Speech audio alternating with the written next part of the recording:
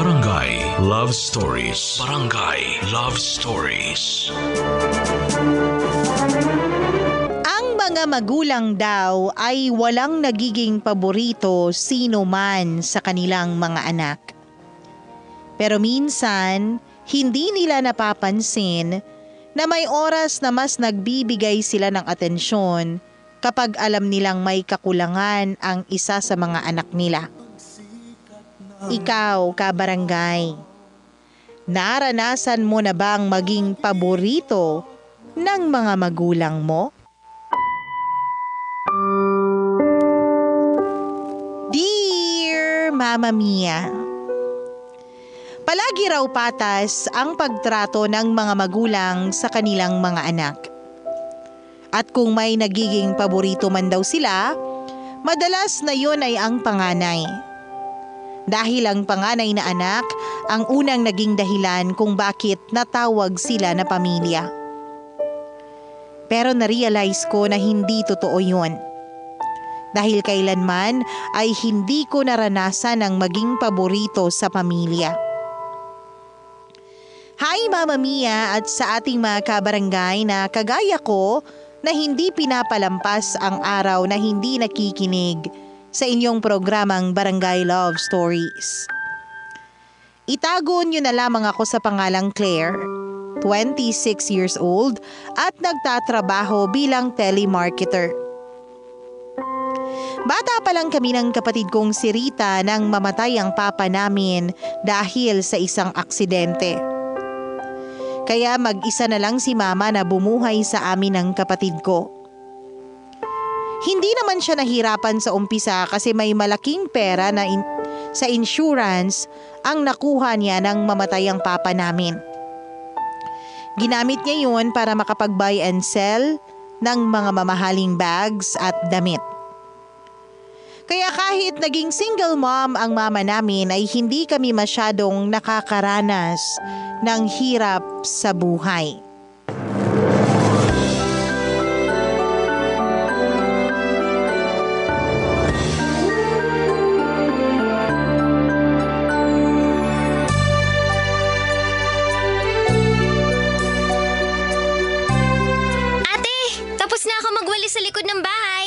Mabuti naman, tapos na rin ako maglinis dito sa sala.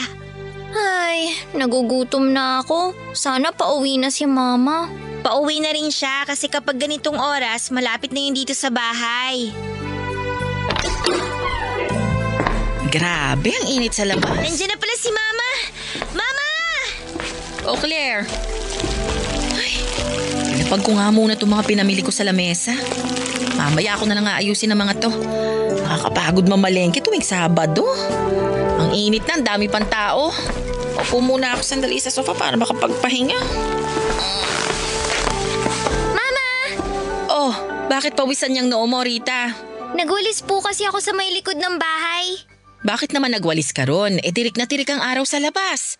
Kasi Mama, naglilinis po ako dito sa sala. Dapat Claire, ikaw nang nagwalis doon imbis na si Rita. Mas matanda ka sa kanya kaya dapat ikaw ang gumagawa ng mga mas mahirap na trabaho dito sa bahay. Ayos lang po yun, Mama. Hindi naman po ako masyadong napagod. Hindi ka pa napagod sa lagay na yan? Kahit pawisan na yung noo mo? Pawisin naman po talaga yung si Rita, Mama. Ayun na nga, pawisin at madaling mapagod tong kapatid mo. Tapos inutusan mo pang magwalis sa likod ng bahay. Paano kung inatake to ng hika niya at hindi mo kaagad nakita? Paano mo siya matutulungan? Hindi naman po ako inatake ng hika, tsaka hindi rin naman po talaga ako napagod. Hay nako, basta sa susunod, huwag mo nang uutusan masyado sa labas ng bahay tong kapatid mo, Claire. Opo, Mama. Mama, ano po palang pasalubong ninyo? Ay, eto, bumili ako ng bagong bestida para sa inyo. Nandito sa loob ng plastic. Yay! May bago na naman tayong bestida, ate! Oo nga, buksan na natin tong plastic! Claire, hayaan mo munang si Rita ang pumili ng gusto niyang kulay sa dalawang bestida na yan. Pero bakit po? Kasi karamihan sa mga damit niya, pinaglumaan mo lang. Kaya siya muna ang papiliin mo sa mga yan. Ay, mamili ka na raw.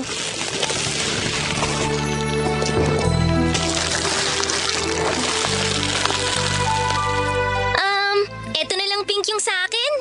Yan nga sana yung kulay na gusto ko kaysa dito sa blue eh. Ah, ganun ba? Sige, eto na lang blue yung sa akin. Sa'yo na yung pink, ate. Hayaan mo na ang blue na bestida sa ate mo, Rita. Yan na lang pink ang sayo kasi alam kong paborito mong kulay yan. Pero okay lang naman po sa akin kahit tong blue na lang na bestida, mama. Huwag nang makulit at kunin mo na tong kulay pink, Rita. Iniisip ko talaga na yan ang pipiliin mo kasi paborito mo yan. Claire, yung blue na bestida ang sayo. Kunin mo na at pagkatapos, dalhin mo na rin sa kusina yung mga pinamili kong gulay. At hugasan mo na rin. Magpapahinga lang ako ng konti tapos magluluto na ako ng tanghalian natin. Okay po, mama.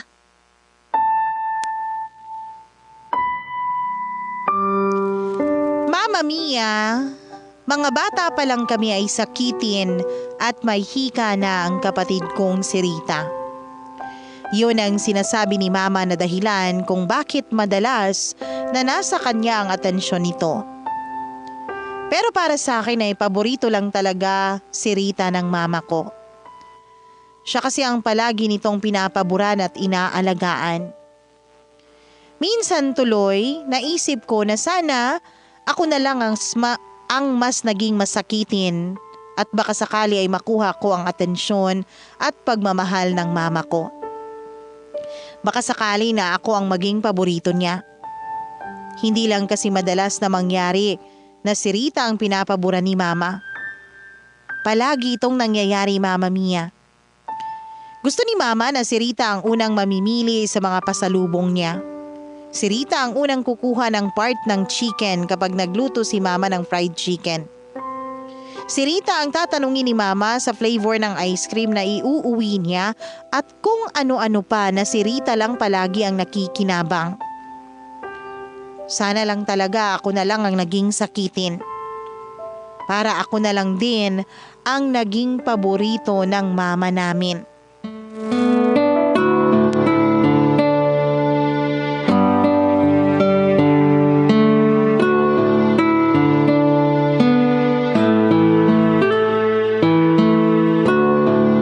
Hindi ka ba talaga makakapunta dito sa bahay? Sorry Claire, pero hindi talaga. Bakit sabi mo kaninang umaga pupunta ka? Akala ko kasi maaga makakauwi si ate dito sa bahay, kaya lang hanggang ngayon wala pa rin siya. Wala akong choice kundi itenga dito sa tindahan namin ng beauty ko. Ano ba naman yan?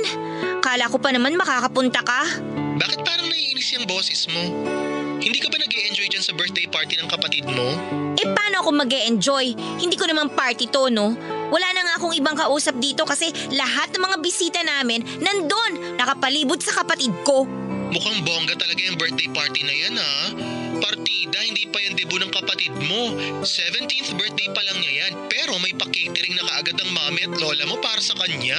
Kaya nga mas lalong nakakainis eh. Bakit naman? Kasi nung nagdibo ako noong nakaraang taon, hindi naman ganito kalaki yung inihanda nila para sa akin. Ay oo, naalala ko yun. Ang kwento mo kasi no, na-operahan sa appendix yung kapatid mo. Tapos ilang araw din siya na-confine sa ospital. Kaya ayun, yung pera na dapat na pang birthday party mo, nagastos ng mama mo para kay Rita. Di ba nakakainis talaga? Kapag kay Rita, ang bilis nilang maglabas ng pera. Pero pagdating sa akin, ang dami pang sasabihin bago pagbigyan ni mama o ni lola yung request ko. Huh! Kakatuyo ng dugo. Huwag ka na masyadong mabad trip, girl. Sige ka, masisira ang beauty mo at magiging mas maganda na ako sa'yo. Ay, sorry girl, kailangan ko na ibaba ito, may bumibili ng load. Kita na lang tayo sa school bukas ha?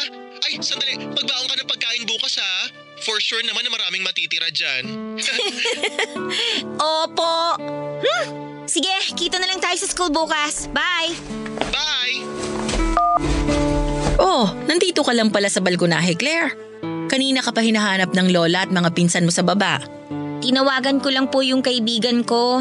Wala pong signal sa baba kaya pumunta po muna ako dito. Kumain ka na ba? Parang hindi pa kita nakitang kumuha ng pagkain mula kanina. Busog pa naman po kasi ako kaya mamaya na lang po ako kakain. Okay, sige. Pero puntahan mo ang lola mo mamaya. Kasi panay ang tanong niya sa akin kanina kung nasaan ka raw ba at hindi ka niya nakikita. Sige po. Mama, bakit po ganito kalaki ang birthday party na binigay niyo kay Rita? Hindi pa naman po niya 18th birthday ah.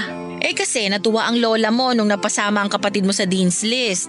Dapat talaga sa restaurant lang tayo magse-celebrate. Simpleng dinner lang sana. Pero ang lola mo ang mapilit na magpa-catering service dito sa bahay para sa birthday ni Rita. Oh, huwag mong sabihin na nagtatampo ka pa rin. Bakit naman ako magtatampo? Sanay naman po ako na paborito ng lahat si Rita, lalo na po ni Lola. Huwag mong sabihin yan. Walang paborito ang lola mo sa inyong magkapatid. Palagi niyo yung sinasabi, pero iba naman ang nakikita at nararamdaman ko. Sige na po, Ma. Kakain na lang po ako at bigla ako nakaramdam ng gutom. Maiwan ko na po muna kayo dito sa terrace.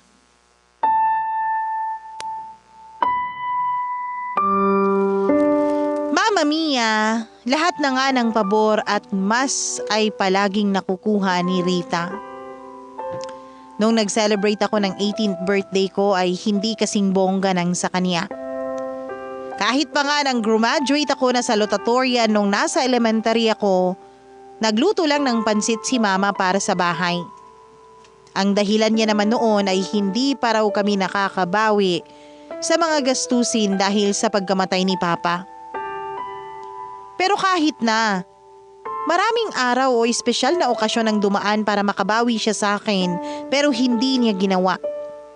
At pagdating kay Rita, ang bilis niyang magbigay ng bonggang pa-party. Sa totoo lang, Mama Mia, naiisip ko noon, paano kaya kung wala na lang akong kapatid? Paano kaya kung nag-iisa na lang ako? Paano kung si Rita na lang ang nawala at hindi ang papa ko? Siguro sobrang saya ng buhay ko kapag nagkataon. Kasi alam ko sa sarili ko na ako lang ang mahal at magiging paborito ng mga magulang ko. Kung wala si Rita, siguro ako ang mahal at masaya. Mama Mia, nasa 3rd year college ako at 2nd year naman si Rita nang magtrabaho si Mama sa abroad. May pinsan kasi siya na nakatira sa Canada at inalok siya ng trabaho na kaagad namang tinanggap ni Mama. Dahil malaki naman ang tiwala niya sa akin kahit paano, kaming dalawang magkapatid na lang ang naiwan noon sa bahay. Paminsan-minsan ay dinadalaw naman kami ng mga tita namin para masigurado na ayos lang kami. At si Mama naman ay palaging tumatawag para kumustahin kami ni Rita. Mama Mia, hindi naman ako masyadong nahirapan bilang panganay sa bahay kasi may kusa rin namang kumilos sa mga gawaing bahay ang kapatid ko. Nagtotoka kami ng mga gawain kung sino ang maglalaba, maglilinis ng bahay, magliligpit ng pinagkainan, magluluto at kung ano-ano pa. Mabuti na lang din at hindi mareklamo si Rita kahit madalas na tinatambakan ko siya ng mga gawain.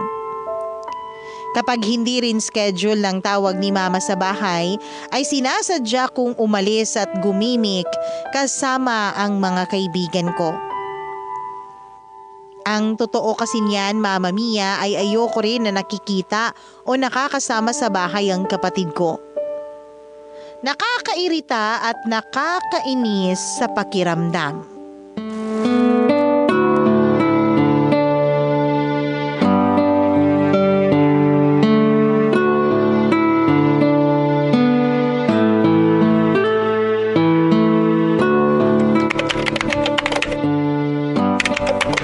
Ate, hindi pa ba tumatawag si Mama? Hindi pa, baka mamaya pa yun. Pero di ba mga ganitong oras siya tumatawag? Oo, pero baka busy pa siya. Okay, sige. Oh, anong ginagawa mo? Nakaupo dito sa sofa. Oo nga, nakikita ko. Ang ibig kong sabihin, bakit nandyan ka pa? Hindi pa naman nag-video call si Mama. Hihintayin ko na lang na tumawag siya dyan sa laptop na gamit mo kasi alam ko na ganitong oras wala na dapat siyang trabaho. Baka nga may trabaho pa siya. Tsaka hindi mo ba nakikita na busy pa ako dito sa research paper namin? Bago ka umupo dyan, hindi mo ba narinig na type ako ng type dito sa laptop ko? Hindi ako makapag-concentrate ng dahil sa'yo eh. Ganun ba, ate? Sorry. O sige, pupunta na lang muna ako sa kwarto. Basta, tawagin mo ako kapag nag-video call na si Mama, ha? Oo na, sige na, sige na. Doon ka na muna sa kwarto mo para makapag-focus na ako dito sa ginagawa ko. Okay.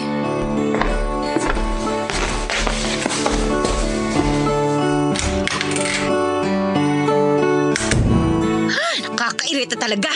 Buisit!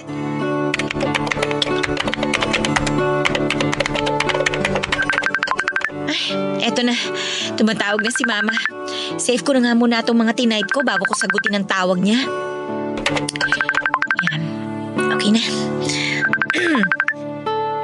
Hi, Mama! Claire, anak! Mabuti naman at nasagot mo kaagad ang tawag ko. Opo, kanina pa po ako naghihintay, Ma. Pasensya na at medyo na pa-overtime ako sa trabaho. Ayos lang po yun, Ma. Kumusta na po kayo dyan? Eto, miss ko na kayo ng kapatid mo. Nasaan nga pala si Rita? Andun po sa kwarto niya, tulog pa. Parang napahaba yata ang siesta ng kapatid mo Alam niyo naman po yung si Rita, kapag ganitong araw ng linggo, gusto niya palagi lang magkulong sa kwarto para matulog.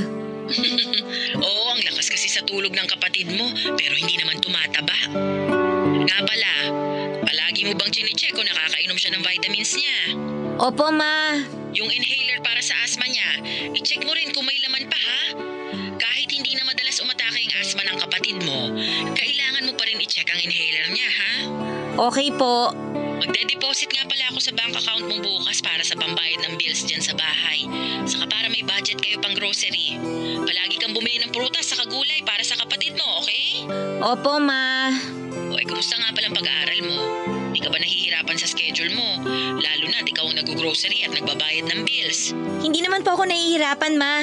Kasi yung cable, yung internet, yung kuryente, tsaka tubig, online ko na po binabayaran. Kaya hindi na po kailangan na pumila ng matagal. Tsaka, okay naman din po ang grades ko at pasok pa rin po ako sa scholarship. Alam niyo po, Ma, nakakuha pala ako ng mataas na... Ate Claire, si Mama na ba yung ka-video call mo? Uy, gising na pala ang kapatid mo. Si Mama nga! Hello, Mama! Kumusta po kayo? Kanina ko pa po hinihintay ang tawag niyo. Pasensya na kasi napa-overtime ako sa trabaho. Kumusta ka na, Rita? Palagi ka bang umiinom ng vitamins mo? Opo, Mama. Naka-alarm po yun sa cellphone ko para hindi ko makalimutan. Mabuti naman. Huwag kang masyadong magpapagod dyan sa bahay, okay? Hindi maganda para sa katawan mo kapag napapagod ka o pinagpapawisan. Alam ko po yun, pero tumutulong pa rin ako kay Ate Claire sa paglilinis dito sa bahay. Ayoko po kasing itambak sa kanya ang lahat ng mga gawain. Naku, napakabait naman talaga ng bunso ko. Ay, magtitimpla lang po ako ng kape, Ma. Kayo na lang po muna ni Rita ang mag-usap. Iwan ko po muna kayong dalawa, ha. Pupunta lang po ako sa kusina.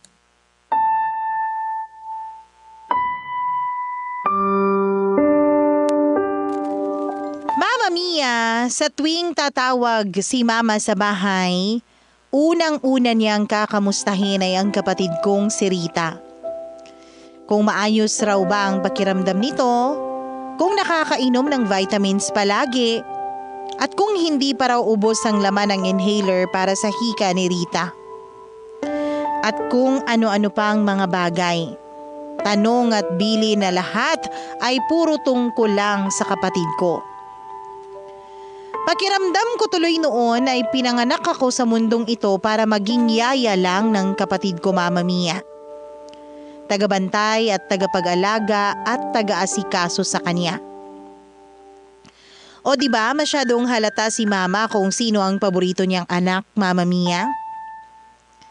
Kaya nga minsan nagiging sarcastic na ako sa pagsagot ko sa kanya kasi hindi ko na napipigilan ang sarili ko na mainis. Palagi na lang kasing si Rita ang napapaboran sa lahat ng oras. Palaging siya ang nakikita na kailangang alagaan. Alam ko naman na gusto lang ni Mama na matuto akong maging responsable dahil dalawa lang kami ni Rita na magkasama sa bahay. Pero hindi niya man lang naisip na minsan kailangan ko rin ng pansin at lambing mula sa kanya na kay Rita lang niya tanging ibinibigay.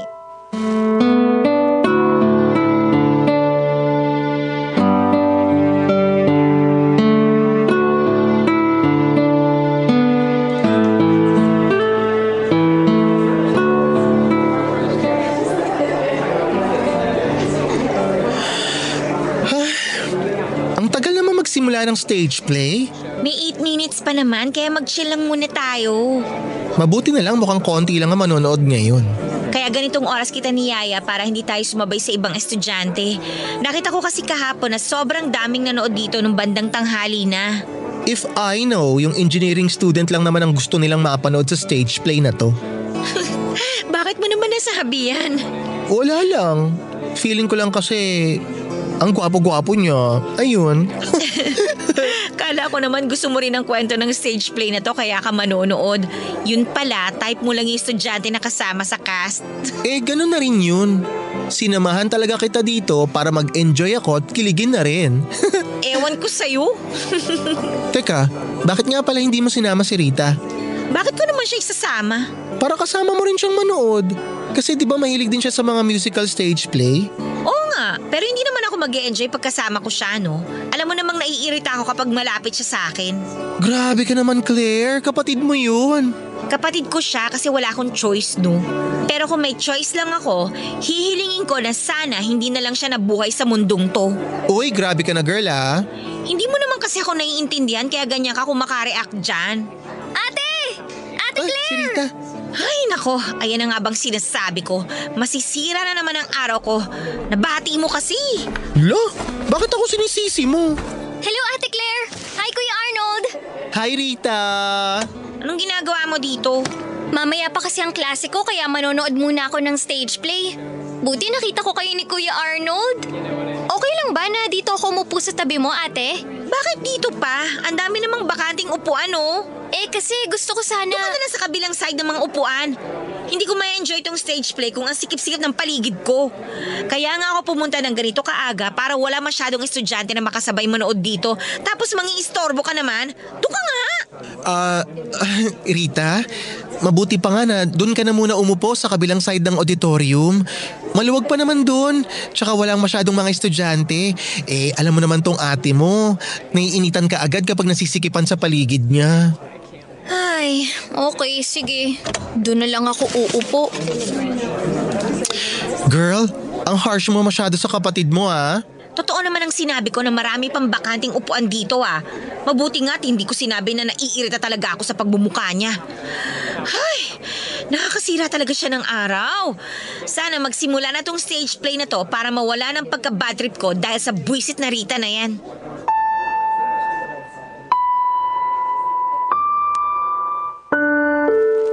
Mama Mia, ramdam ko na hindi lang sa bahay o pamilya namin paborito si Rita, kung hindi pati na rin sa school namin. Elementary at high school pa lang, madalas na kaming napagkukumpara na dalawa. Kahit mas magaling at matalino talaga ako pagdating sa academics, si Rita pa rin ang mas napapansin nila kasi mas maganda raw siya sa akin. Mas matangkad, mas payat, mas makinis ang kutis at lahat na yata ng magagandang bagay ay lamang siya sa akin pagdating sa paningin ng ibang tao. Sino ba naman ang hindi maiirita, di ba? Kahit saan kami makarating, yung kapatid ko lang ang napapansin ng mga tao sa paligid namin. Siya ang mas madalas na mapuri. Ang effortless nga na makuha niya ang atensyon ng ibang tao at palagi siyang sinasabihan na maganda na, mabait pa. Samantalang ako ay kailangan ko pang mag-aral ng mabuti at mag-ayos ng itsura ko para lang mapansin ako at matanggap at makatanggap ng papuri mula sa iba.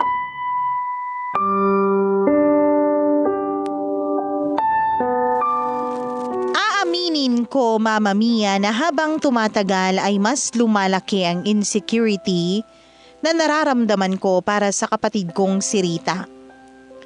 Paano ba naman nagsisimula na rin siyang mapalapit sa circle of friends ko?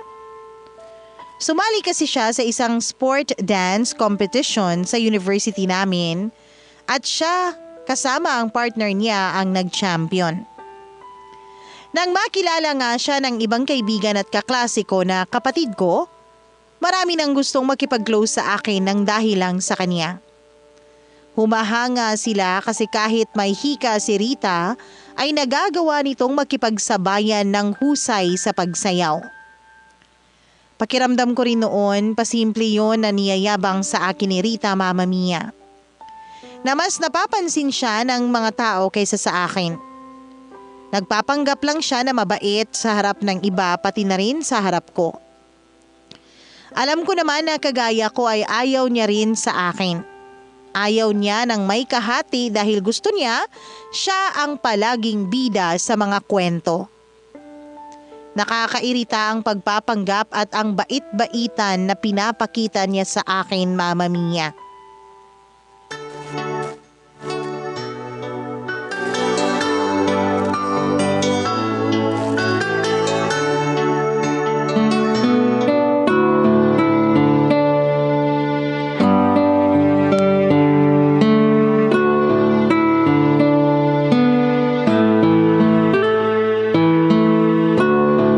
Ano girl, hindi ka na talaga makakasunod dito sa bar? Naku, hindi na. Sayang naman kasi nandito yung crush mo at take note. Kanina ka pa niya hinahanap sa akin. Iyaan mo na siya. Baka lasing lang yan kaya ako hinahanap. Bakit ba kasi wala ka sa mood gumimik ngayon? May dalaw ka ba? Wala naman. Kaya lang kasi napagalitan ako ni Mama nung isang linggo eh. Nang tumawag kasi siya dito sa bahay tapos nasa bar tayo, si Rita ang nakasagot. Tapos ayun, nalaman ni Mama na nasa gimikan ako at walang kasama si Rita dito sa bahay. Dapat kasi sinama mo na lang si Rita para hindi ka nahuli eh. Bakit ko naman siya isasama? E di nasira lang yung gimmick natin. Alam mo naman na palaging panira ng araw at buhay ko yung babaeng yun. Nako, ayan na. Nagmamaldita na naman to. Nakakairita naman kasi talaga siya eh. Palaging pabida. Aray! Oh, ano Ba yan? yan? Napaso pa ako dito sa niluluto kong ginataang gulay. Ibababa ko na muna tong tawag ha. Mamaya na lang ulit tayo mag-usap. Okay, sige. Balik na ako rin sa loob. Lumabas lang ako kasi walang signal doon. Basta kapag nagbago ang isip mo, gora ka na ditay ha? Sana talaga magbago pa isip mo. Hanggang madaling araw pa naman kami rito. Sige na girl. Bye! Ay, mapatay na nga tong apoy sa kalan at mukhang okay na naman tong gulay na niluto ko. Ate, maghahapunan na ba tayo? Mauna ka na kumain. Mamaya na lang ako pero luto na tong ginataang gulay. Ikaw na lang ang maghain para sa sarili mo ha. Bakit hindi ka pa sumabay sa akin kumain? Bakit ba mas marunong ka pa sa akin? Hindi naman sa ganun, ate. Nagtataka lang ako kasi palagi ka na lang hindi sumasabay sa akin kumain dito sa bahay.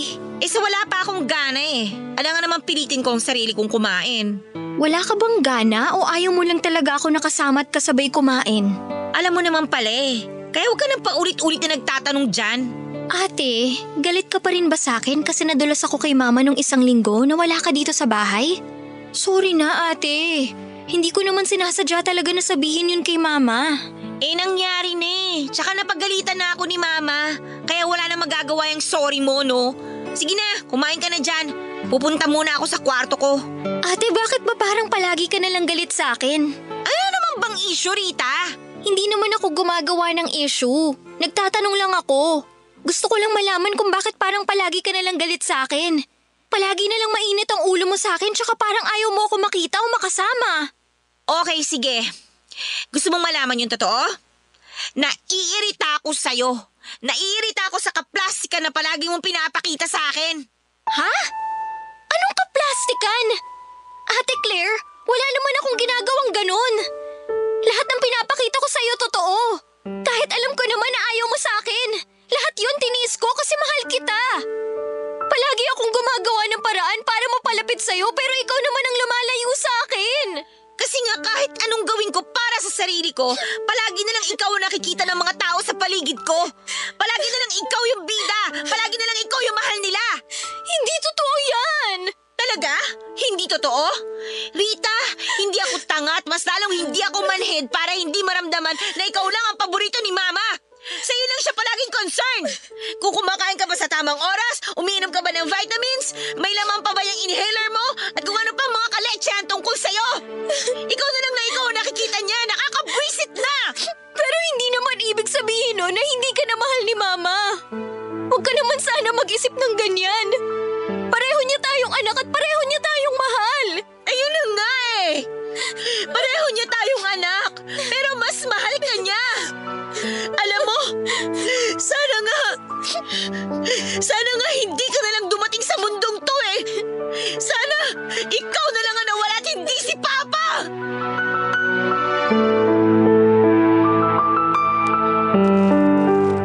Mama Mia, Kaya hindi ko na napigilan ang sarili ko na sabihin lahat kay Rita ang hinanakit ko sa kanya. Ilang taon na rin kasi yung naipon sa dibdib ko. Mula pagkabata, nakikita at nararamdaman ko na siya ang paborito ng lahat. Siya ang paboritong anak ng mama. Lahat ng nakikita ko, kinikimkim ko lang at palagi kong iniisip ang bili ni mama na mas mahina sa akin si Rita kaya siya ang dapat na mas alagaan. Pero nakakapuno rin talaga. Nakakapagod ang magtiis na maging hindi paborito sa pamilya.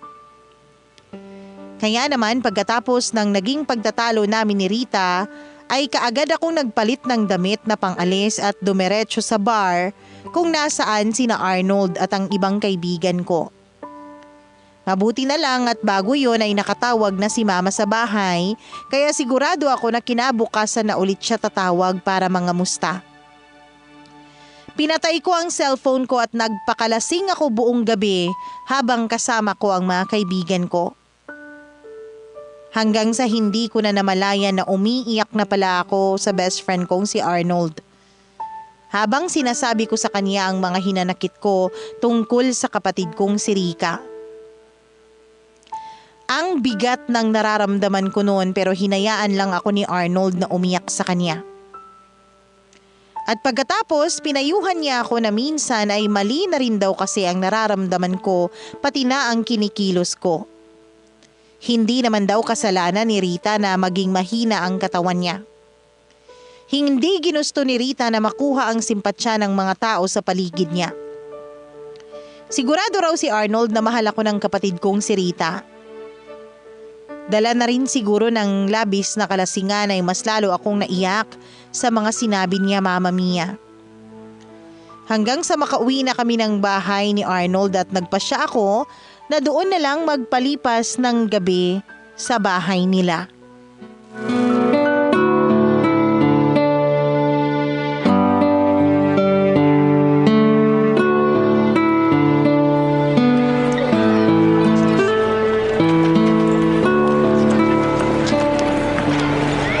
Grabe, ang sakit pa rin ng ulo ko hanggang ngayon. Kung bakit naman kasi nasiraan pa yung tricycle na sinasakyan natin kanina eh. Kailangan patuloy nating maglakad pa uwi sa bahay namin. Ikaw naman kasi girl, grabe ka rin nagpakalunod sa alak kagabi. Para kang isda. Parang end of the world lang ang peg mo. Ay nako, hindi ko naman alam na sasakit ang ganito yung ulo ko, no? Nakakaloka ka talaga. Mabuti na lang hindi ka nagsuka sa loob ng kwarto ko dahil kung hindi mai-imburn na talaga ako sa'yo to the max. Mamaping ko yung sahig gamit ang dila mo. Sorry na, girl. Hindi ko lang talaga napigilan ng sarili ko na magpakalasing. Pero thank you ha. Kasi pinatuloy niyo muna ako sa bahay niyo para magpalipas ng gabi. Paano naman kita hindi patutuloyin sa bahay namin? Ayaw mo ngang umuwi sa inyo. Masama pa kasi yung loob ko kagabi kaya ayoko sana munang makita si Rita. Kumusta naman ang pakiramdam mo ngayon? Mas magaan na kaysa kahapon. Siguro kasi nailabas ko na sa mga iyak ko nang malasing ako yung bigat na ang tagal ko nang inipon dito sa dibdib ko. Sabi ko naman kasi sa'yo, kailangan nyo lang mag-usap ng kapatid mo. Ang hirap naman kasing sabihin sa kanya kung ano talaga yung nararamdaman ko. Yung lahat ng sama ng loob ko tungkol sa kanya. Galit ka pa rin ba sa kanya hanggang ngayon? Sa totoo lang, hindi naman talaga ako galit sa kanya. Naiinis lang ako kasi nga nasa kanya palagi yung atensyon ni Mama. Pero girl, walang kasalanan si Rita doon. Hindi niya kasalanan kung naging sakitin siya kaya siya ang madalas na inaalala ni Tita. Alam ko naman yun. Nagigilty na nga ako eh. Nagigilty saan? Sa mga pang-aaway na ginawa mo sa kapatid mo? Kasama na yun. Pero mas nagigilty ako dahil sa mga sinabi niya sa akin kagabi. Mga sinabi niya sa'yo kagabi? Parang hindi mo yata na chika sa akin yan nang malasing ka. Paano ko naman masasabi? Iyak na lang ako ng iyak kagabi. Pero ayun nga, ang sabi niya, ginawa niya ang lahat para mapalapit sa akin. Kahit ramdam niya na may sama ako ng loob sa kanya, nag-effort pa rin siya na kausapin ako tsaka lapitan ako. Alam mo girl, nakita ko yun. Talaga? Oo, yung mga pasimpleng paglapit niya sa'yo kapag nasa school tayo kahit palagi mo siyang pinapaalis. Yung pagsabay niyang kumain sa atin sa kantin kahit tinatarayan mo siya. Yung pagtawag niya sa'yo sa cellphone kapag nasa gimikan tayo. Tsaka iba pang mga bagay na ginagawa niya para lang maparamdam sa'yo na concerned siya sa'yo. Kaya nga minsan naaawa rin ako kay Rita eh. Kasi nakikita ko kung gaano niya kagustong mapalapit sa'yo kahit palagi mo siyang pinagtatabuyan. Ay, ano ba yan? Lalo tuloy ako na guilty. Usapin ko na lang siya mamaya at ako nang hihingi ng sorry sa kanya. Ay, very good ka dyan sa plano mo na yan, girl. Ay, napasarapan chika ng gusto. Hindi ko na malaya, nandito na pala tayo sa tapat ng bahay niyo. Teka, kunin ko lang yung susi. Go! Sigurado ako natulog pa si Rita ng ganitong oras.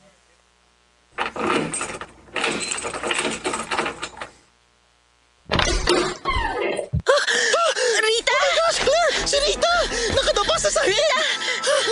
Tulungan mo ako, itihayan natin siya! Rita? Claire! Kulay blue na ang mukha ng kapatid mo! At ang balat niya sobrang lamig na!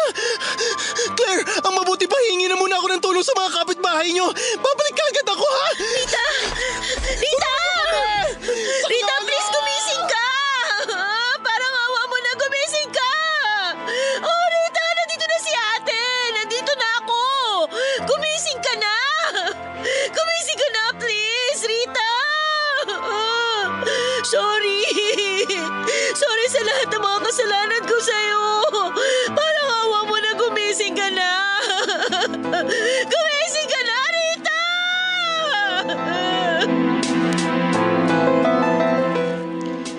Mama Mia, halos manginig ang buong katawan ko nang makita ko ang mukha ni Rita na halos kulay asul na. At maramdaman kong malamig na ang balat niya tapos wala na ring pulso ang lieg o braso niya. Tinapik-tapik ko pa rin ang pisngi niya. Niyog-yog ang mga balikat niya at paulit-ulit akong nakiusap na gumising na siya. Hindi ako naniniwala sa himala pero ng mga oras na yon, nagmamakaawa ako sa Diyos na sana ay patunayan niya sa akin na totoo ang himala at gisingin niya ang kapatid ko. Pero bigo ako dahil kagaya ng inaasahan ko, nang makarating kami sa ospital sa tulong ng mga kapitbahay namin, ay kaagad na sinabi ng doktor na wala ng buhay ang kapatid ko. Sobrang sakit. Napakasakit para sa akin yun, Mama Mia. Severe asthma attack. Yun ang dahilan na sinabi ng doktor kung bakit binawian ng buhay ang kapatid ko. Noon ko lang nalaman na wala na palang laman ang inhaler na para sa hika niya. Kaya nang atakihin siya ng hika ng gabi na yon ay tuluyan na siyang nahirapang huminga hanggang sa bawian na siya ng buhay. Gusto ko na rin talagang panawan ng ulirat sa sobrang bigat at sakit na nararamdaman ko sa dibdib ko, pero pinilit kong magpakatatag. Lalo na nang tawagan ko si Mama para sabihin sa kanya ang nangyari kay Rita. Mabuti na lang at may kasama siya sa bahay nang tawagan ko siya para kahit papaano ay pakalmahin siya. Noon ko lang din nakita sa cellphone na binuksan ko ang mga missed calls at chat sa akin ni Rita. Humihingi siya ng sorry sa mga naging kasalanan niya sa akin na hindi naman daw niya sinasadya. Nakikiusap rin siya noon na umuwi ako ng bahay kasi natatakot daw siya na mag-isa doon. Sinabi niya rin sa akin sa chat kung gaano niya ako kamahal bilang ate niya. Sa kabila ng malamig na pakikitungo ko sa kanya. At hindi raw siya mapapagod na mahalin at intindihin ako kasi sigurado naman daw siya na mahal ko rin siya. Sa huling chat niya sa akin ay nakiusap siya na umuwi na ako dahil inaatake raw siya ng kanyang hika at wala na raw laman ng kanyang inhaler. Pagkatapos noon ay wala nang sumunod na chat akong nabasa mula sa kanya. Labis-labis ang pagsisisi na nararamdaman ko noon, Mama Mia. Alam ko kasi na ako ang dahilan kung bakit nawala ang kapatid ko.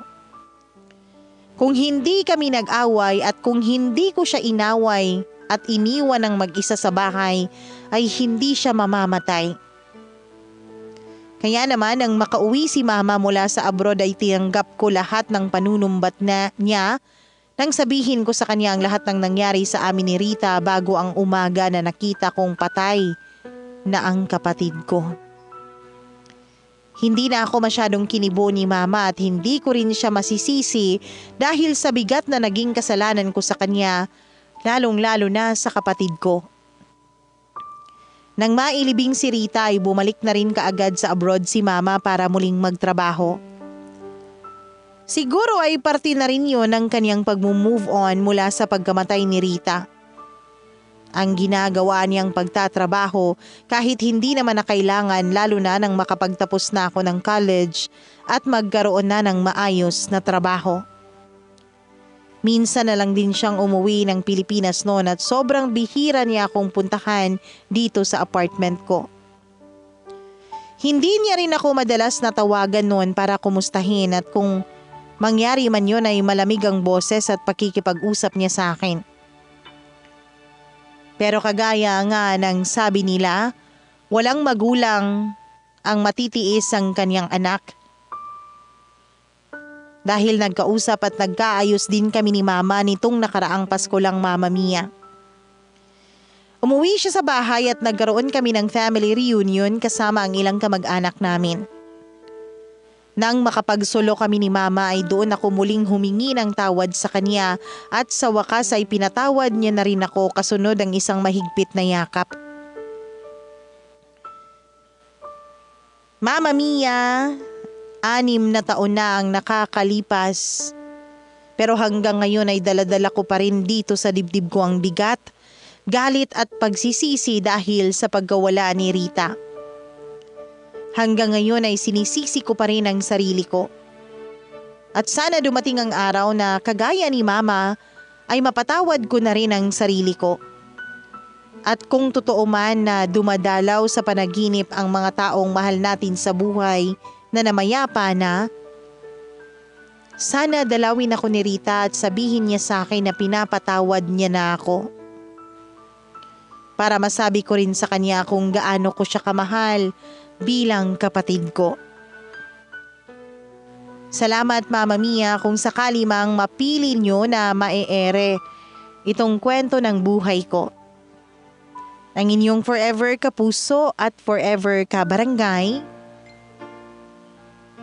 Claire.